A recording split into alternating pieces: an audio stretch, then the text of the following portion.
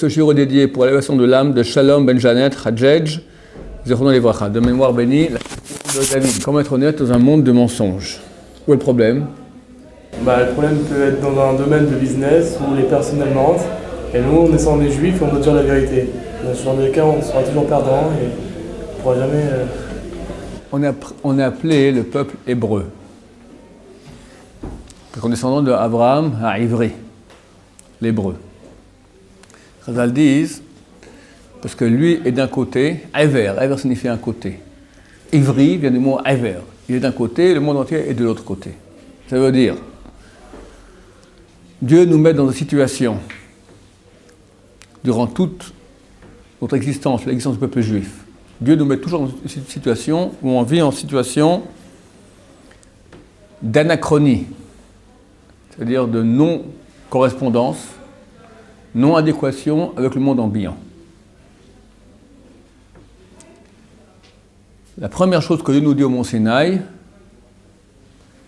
Vitemli Goy Kadosh, Goy Kadosh, vous serez un royaume de prêtres et un peuple saint.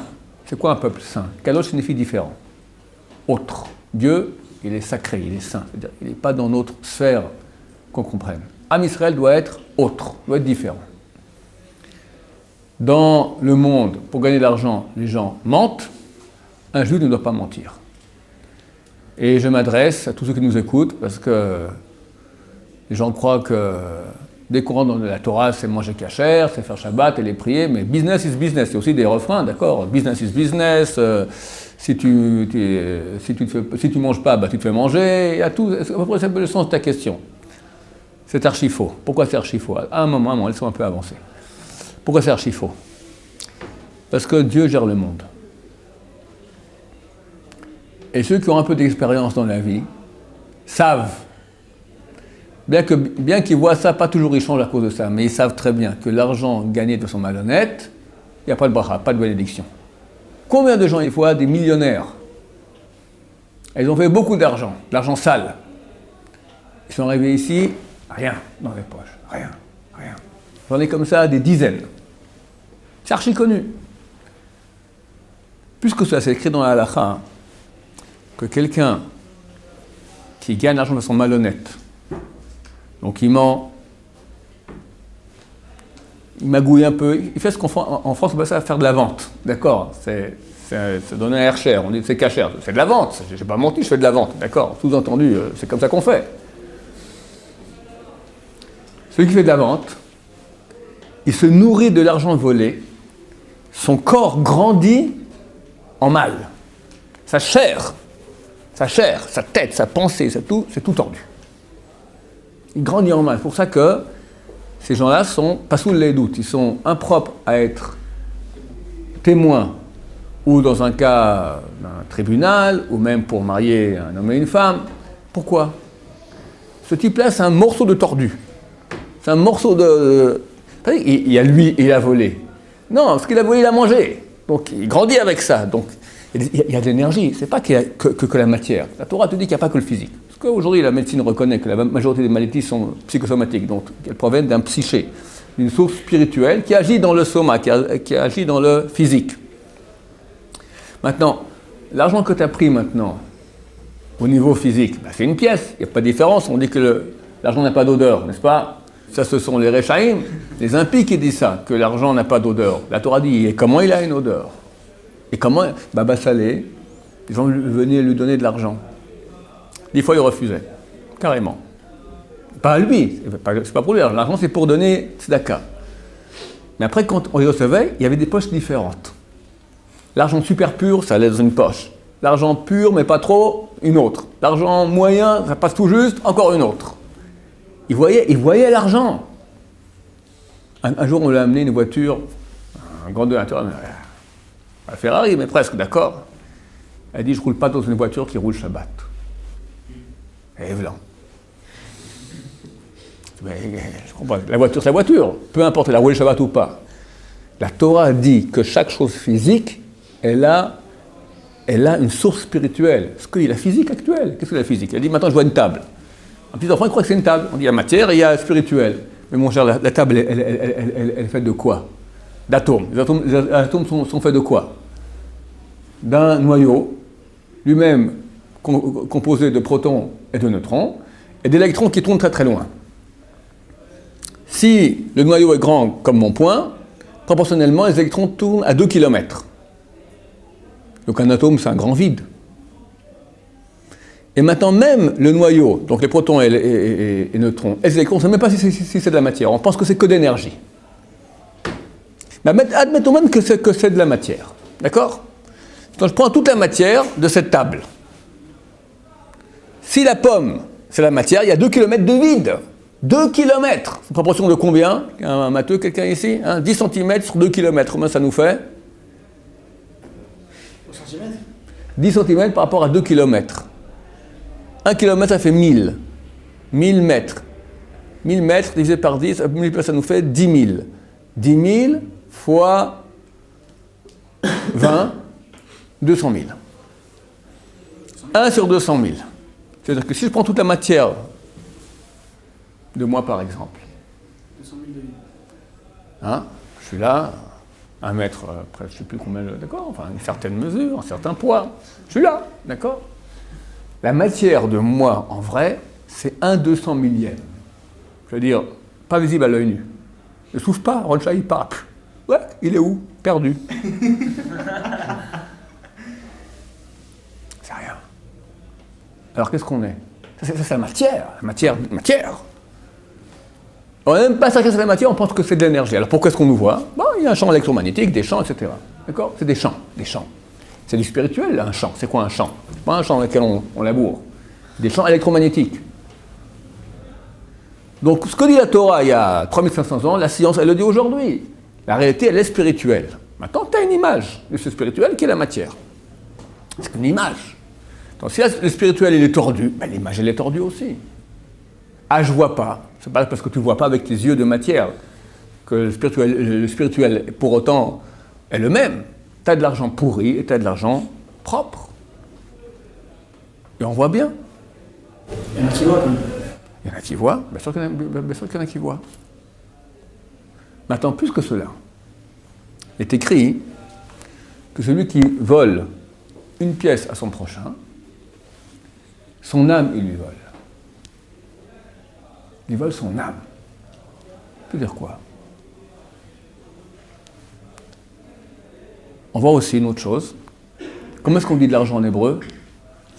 Kesef. Comment on dit en plus dans la Gemara? Mammon, Maot, et encore un mot? Damim. Damim. C'est quoi damim en hébreu? Du sang. Pourquoi tu appelles l'argent du sang? La Torah, elle dit que l'âme, elle est dans le sang. Alors pour laquelle on ne peut pas boire du sang, parce que le sang, c'est le véhicule de l'âme, la partie la plus proche de l'âme. Tu vois qu'aujourd'hui, un temps, les médecins, ils analysaient quelqu'un, ils prenaient le pouls, machin. Aujourd'hui, rien du tout. Prise de sang, on sait tout de suite ce qui se passe. Tout de suite. Le sang, c'est toi. La Torah dit ça. Le sang, c'est toi. Donc c'est spirituel. Donc quand tu prends le sang d'un animal, tu ingurgites l'âme de l'animal. C'est très très mauvais. Pourquoi est-ce qu'on appelle l'argent le sang? Parce que le sang, c'est l'âme. Donc l'argent, c'est l'âme de la personne. L'argent, c'est le sang de la personne. Ça veut dire quoi?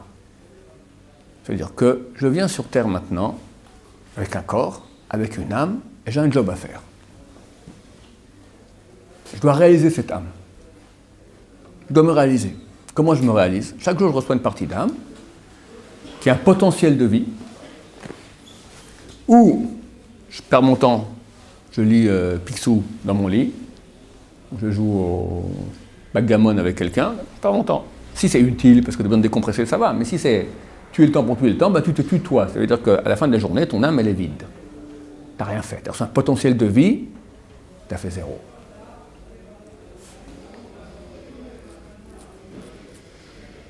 Le but de la vie, c'est d'arriver à réaliser tout, au maximum.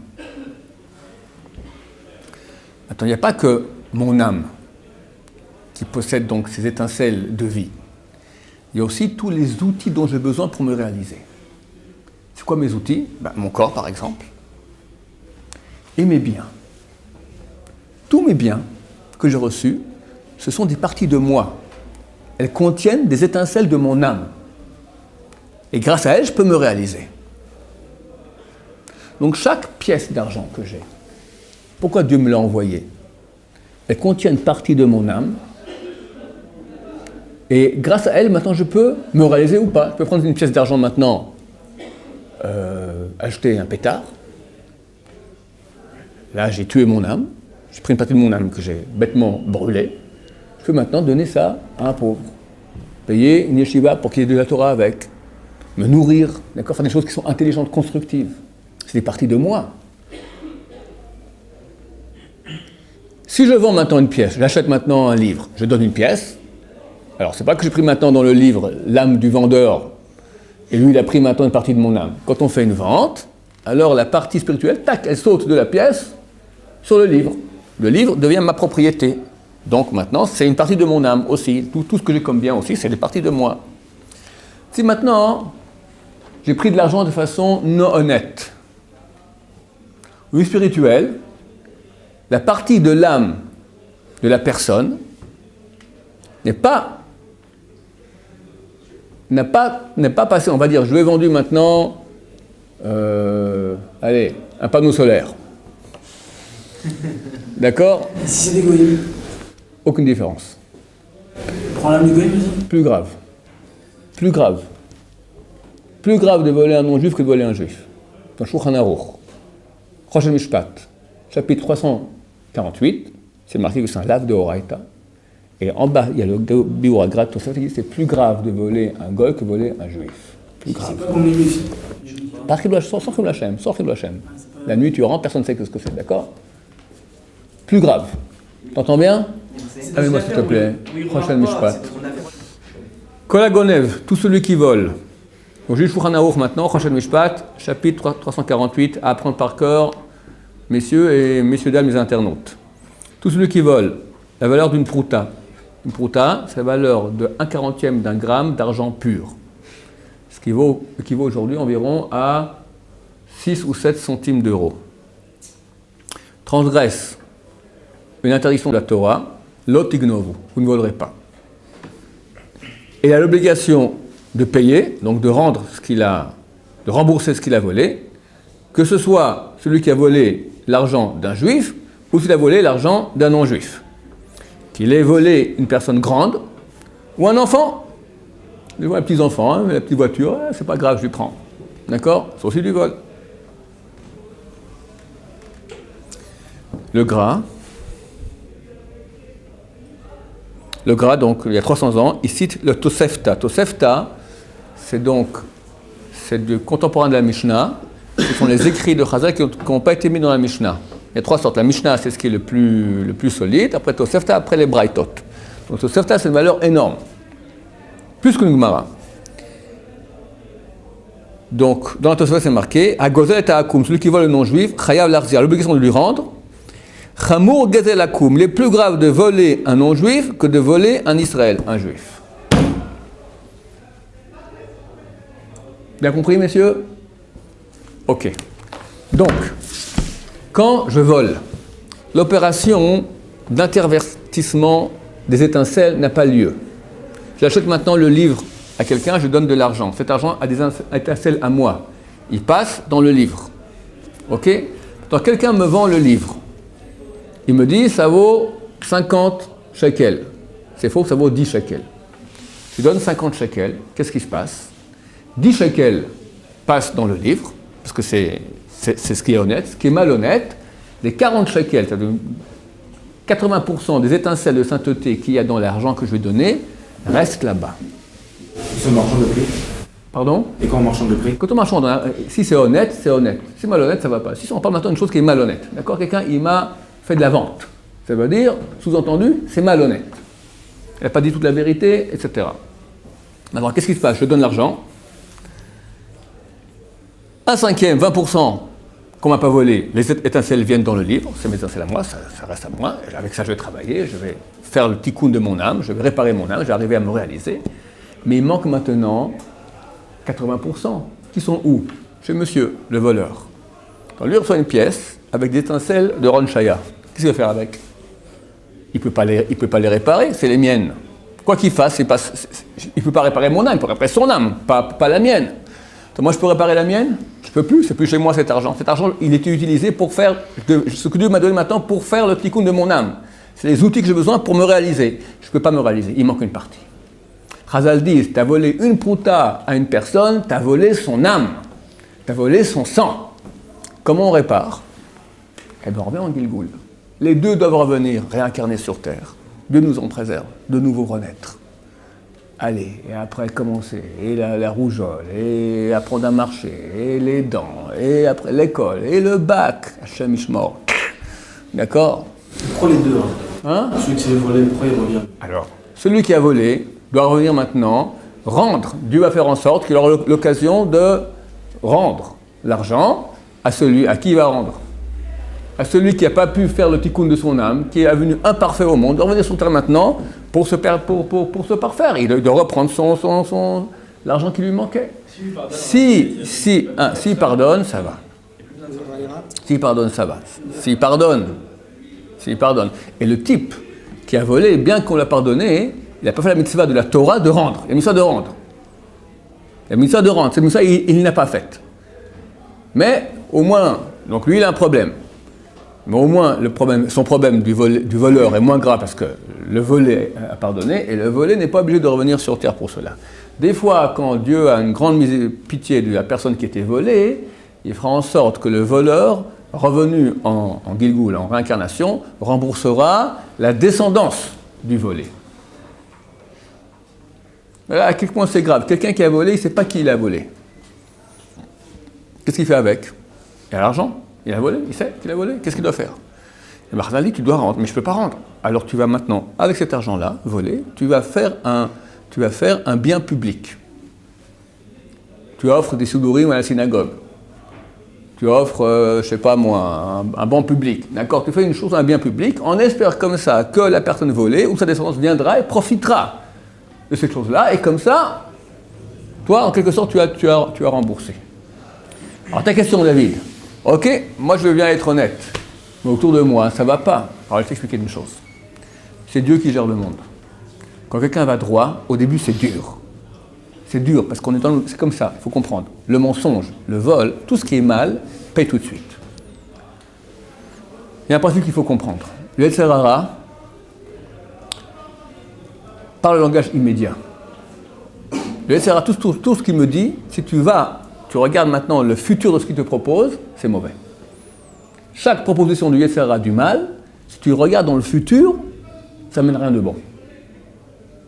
Le problème est que lui te dit, écoute, regarde ce que je te propose maintenant.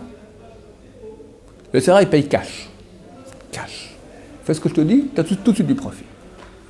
Le Yetzer Hara Tov, la Torah, elle te dit, maintenant tu n'auras rien.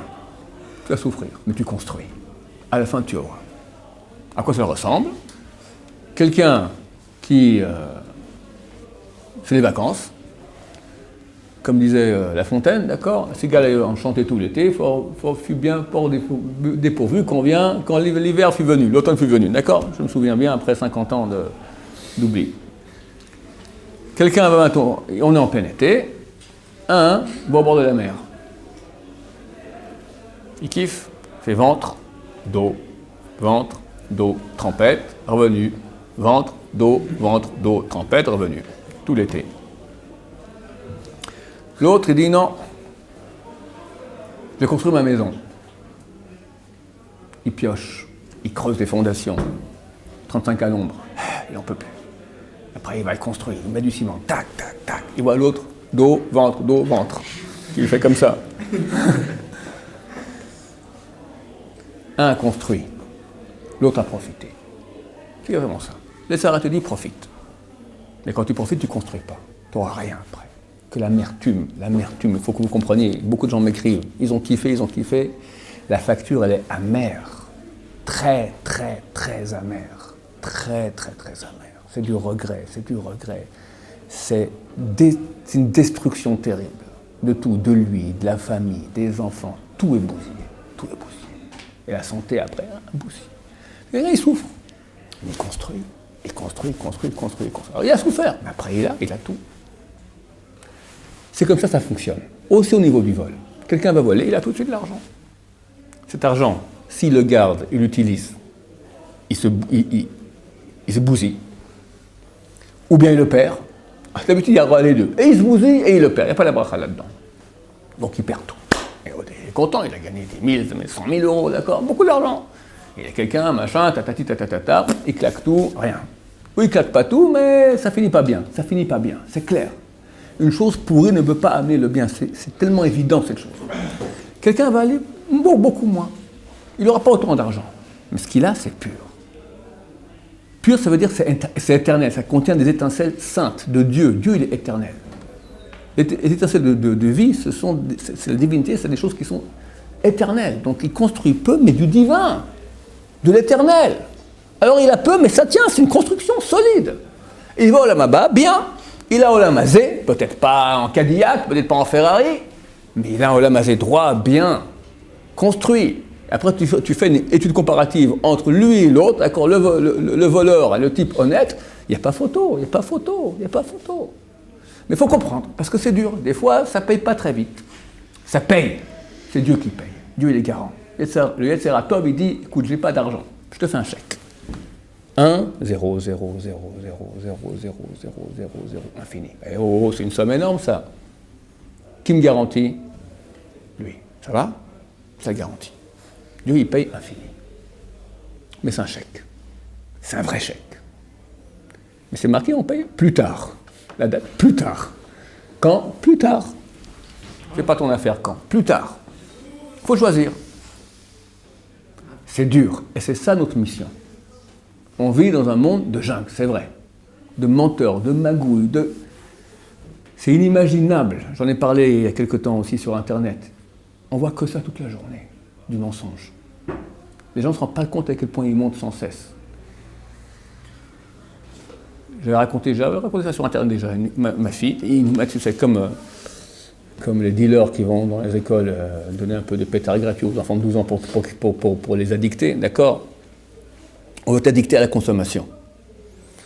Alors chez nous, ils envoient des journaux gratuits.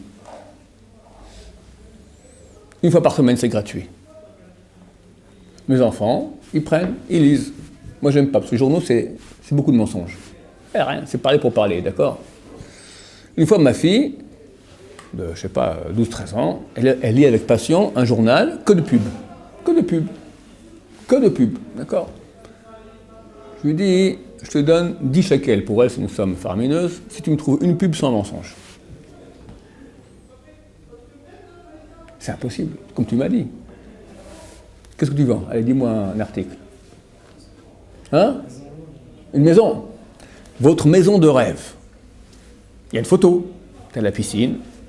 Si c'est un truc pas caché, tu as la bonne femme aussi avec, parce que soi-disant, quand tu achètes ta maison, tu achètes la bonne femme aussi avec. C'est normal. C'est une connotation. Pourquoi ils mettent la bonne femme avec? C'est une connotation. C'est comme ça que ça fonctionne. C'est du mensonge déjà. Ni rêve, ni rien. Ni rêve, ni rien. Toutes les pubs où on voit lui souriant avec les enfants, d'accord? Ça dépend dans les pays. Il y a des pays, c'est sans, ça dépend de l'éducation, d'accord? Il y a des pays dans la pub avec 2 enfants, d'accord? Une sans enfants, lui souriant, elle derrière, les cheveux au vent, comme ça, souriant, la famille, heureux, d'accord? On te vend, je sais pas moi, le rasoir qui rase de près. Qu'est-ce que j'en sais? N'importe quoi, d'accord? C'est tout des histoires. J'avais parlé aussi à l'époque, aussi sur Internet. Je roulais en voiture, j'ai vu. C'est les Peugeot ou les Renault? Les Renault. C'est quoi la pub de Renault? Vous aimez Je vais jamais au garage. Je vais jamais au garage, tout comme ça. Je vais jamais au garage. Il y avait une pub ici en Israël, c'est peut-être différent qu'en France. Je vais jamais au garage. Oh, bonne qualité. C'est vrai? Jamais au garage. C'est un mensonge. On me dit, ouais, tout le monde sait que c'est un mensonge. Oui, mais ça nous habitue maintenant, ça nous habitue à mentir. On sait très bien que la personne ment, et tout le monde sait que je mens, alors on ment, et tout le monde ment, et tout le monde ment, et tout le monde ment, et au bout d'un moment, le plus grave, c'est qu'on se ment soi-même. Les grands vendeurs, les grands magouilleurs, ne peuvent pas se marier. Ils ne savent pas être vrais avec leur femme. Dès qu'il y a besoin de magouiller, ils magouillent aussi avec leur femme. Et la femme, elle ne supporte pas. Et Shabbat. Ken. Vous avez dit une fois qu'il y a des mensonges qui sont autorisés. C'est vrai, c'est vrai. Quelle sorte de mensonges seraient autorisés comme dit dans les contrats? Tous les mensonges qui sont dans un but de gagner sont interdits. Tous les mensonges qui sont dans un but d'établir la paix, pour le bien, c'est-à-dire pour l'autre, sont permis. Et conseillés, et conseillés. Si maintenant je lui fais une vente, je sais que ça vaut pas ça, mais l'autre il est content. Et je fais ça moi pour mon chalon de bailli, pour offrir des fleurs. Alors ça c'est un intérêt, tu fais par intérêt. L'autre il est content, il s'y connaît pas les prix, il est content. Tu l'as bien eu. Il est content. C'est un vol de la pire espèce qui soit. S'il est content, c'est quoi le problème là? Tu l'as volé. Pour moi, parce que moi je connais, lui il connaît pas, il est content. Tu l'as volé, c'est pas honnête, c'est pas droit, c'est pas honnête. C'est pas honnête, tu l'as volé. Tu l'as volé. Qu'est-ce que vous appelez du vol? Moi je l'ai pas volé parce que lui il sait pas. Pour lui, C'est dur pour moi. C'est dur pour moi d'arriver à un stade où je dois expliquer c'est quoi ce qui n'est pas honnête. Tu vends une chose. Tu vends un mouchoir. Ce mouchoir sur le marché, tu sais, il vaut 2 francs. Puis monsieur, ce mouchoir-là, c'est quelque chose d'extraordinaire. Je vois un prix, 5 francs. Mais c'est un prix de prix, hein, parce que je vous aime bien. Ah ouais, je suis content, hein, d'accord, tenez 5. Est-ce que tu comprends que tu l'as volé 3 francs? Tu comprends ça? Non, il est content, tu me dis. Bon, excuse-moi, il faut bien travailler pour comprendre. Le but n'est pas que tu sois content, le but, est-ce que c'est honnête? Honnête signifie que tu le vends au prix que ça coûte vraiment, sa valeur, sur le marché. Il y a des gdarim, non? Oui, il y a des choses qui ont valeur, pas de valeur, je sais pas, des choses complètement. Un jeu d'argent en casino, par exemple, là, mais là-haut. On donne ou on prend rien? Le casino? Par exemple, on donne, des fois on reçoit rien quand on donne. Ça s'ouvre, le casino. Si quelqu'un décide de prendre son argent, jeter à la poubelle, Mais là, mais le morceau, hein? ça va. Bah ouais, on t'a va lui rendre. on t'a pas volé ici. Toi, dans ta pleine conscience, tu dis, je donne l'argent au casino. Bon, Le livre est là avec ça, et là, il n'y a rien. mais je dis, tant que c'est honnête, ça veut dire que c'est quoi honnête? C'est-à-dire, toi maintenant, quand tu décides qu'une partie de ton âme, tu la jettes, tu peux la jeter au casino, tu peux la jeter à la poubelle, tu peux la jeter... Alors c'est toi qui as voulu. C'est toi qui as voulu. C'est foutu pour toi, bien sûr c'est foutu pour toi. L'argent au casino va leur demander, d'accord? Qui a gagné une fois au casino? Je veux dire, tu gagnes un peu, puis après, d'accord, tu gagnes au début, après tu perds tout. C'est comme ça. Oui. Vous avez donné le cas de la maison qu'elle a achetée, où elle vole s'il y a une visite. Sur le D'accord. marché, il n'y a pas de vol. Je suis d'accord. Je n'ai pas dit que c'était du vol. J'ai dit que la pub, elle est mensongère. La pub, elle t'attire en te disant des arguments qui sont faux. Une maison de rêve. Non. Peut-être. Réalisez vos rêves. Je sais pas. C'est pas vrai. Pour les gens Mais dis. à qui la maison leur passe, c'est pas leur rêve. Mais pour les gens qui peuvent. Écris. Maison en vente.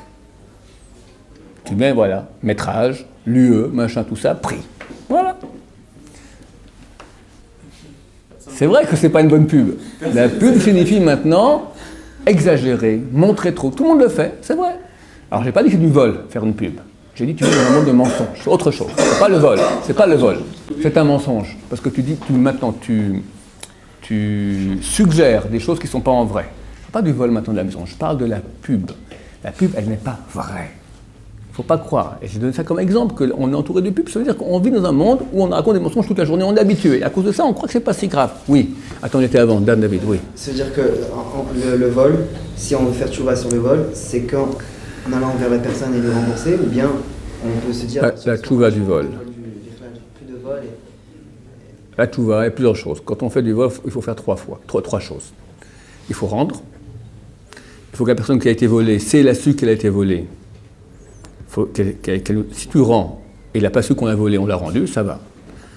Mais si il a su, il faut qu'il te pardonne. Qu'il te pardonne le tsar, la peine qu'il a eue. Donc on doit se faire excuser.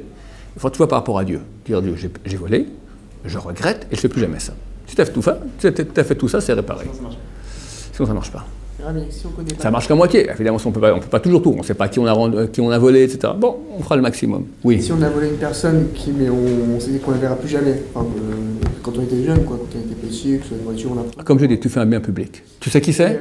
Si tu sais que tu peux le retrouver, tu dois prendre l'avion à lui rendre. Tu ne sais pas, bien public. Et j'ai une question, est-ce que quand on doit acheter des livres, on doit acheter, payer la somme de qu'on a volé? J'ai l'impression que la somme, l'objet que je lui ai volé vaut 1 million. Je dois acheter pour 1 million de livres? Ah oui, bien sûr. Bien sûr. Bien sûr. Quelqu'un l'a volé pour 1 million, il doit faire un bien public pour 1 million. Pas 1 franc de bien public et puis... C'est bon? Baruch Adonai, l'Amen.